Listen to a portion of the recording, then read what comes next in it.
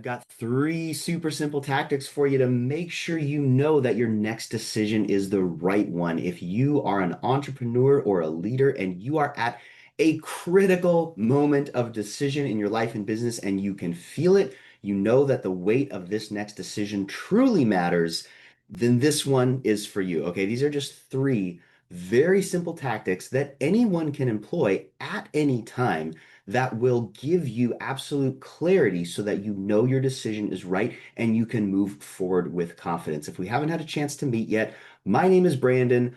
And I'm the head instructor here at the Grey Wolf Yoga Immersion, where we create live in-person experiences for leaders and founders like yourself to get reconnected with your body, to realign your energy, and make those decisions to move powerfully forward. So let's get into it. Number one, this one is so simple, but I know I often miss out on it. It's just number one, slow down. And it's so easy to get caught up. You're running a business. There's lots of little decisions to be made every single day. You wake up, and as soon as you wake up, like all those decisions are right in front of you. Maybe you didn't sleep well the night before. You're constantly thinking. Your mind is just going in a loop, in a loop, in a loop.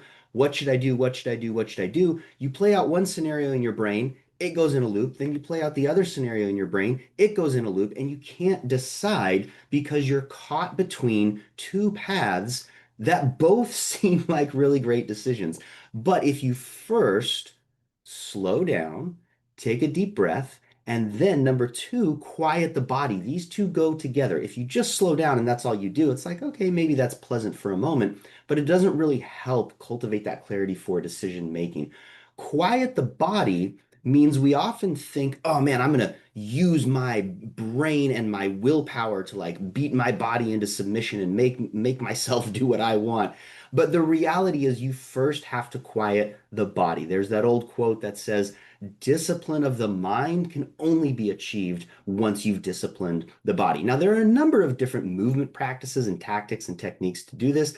Obviously, I'm biased. I love yoga. I participate in it. I teach it. And I guide folks through that sort of process. When you engage with the type of movement practices, body and breath, it allows you to quiet all that clutter. You would think it would start in the mind, but it's actually the body and the nervous system that's on overdrive. And only when you discipline the body in that sense does the body get quiet. And all of a sudden, new thoughts begin to pop into your brain that give you clarity. It sounds counterintuitive, but really, this ties into number three, which is look inward. So if you slow down, quiet the body, and then look inward, meaning trusting your gut and your intuition. You think about when you launched the business, what got you to where you are now in the first place? Chances are, I know this is true for myself, chances are it was some level of gut intuition where you just instinctively knew, I need to do this. I'm going to commit to it. I act on it. And in the process of acting on it, you found the clarity that you were actually looking for in the first place because confidence in your decision making is an emergent quality, meaning it arises as you take action and move forward. So there's not going to be an external source that says, "Hey, this is the right decision for you at this right time."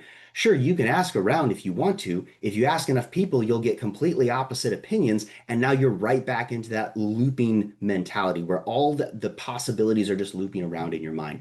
Instead, you slow down, you quiet the body through a movement practice like yoga postures, and then you look inward and you'll find if you practice these on a regular basis, and it doesn't have to be 2 hours a day, it can be 10 to 15 minutes a day. But as you cultivate these practices on a regular basis, all of a sudden you realize, oh, that same intuition that got me here in the first place is still available to me right now. And it's like tuning this antenna.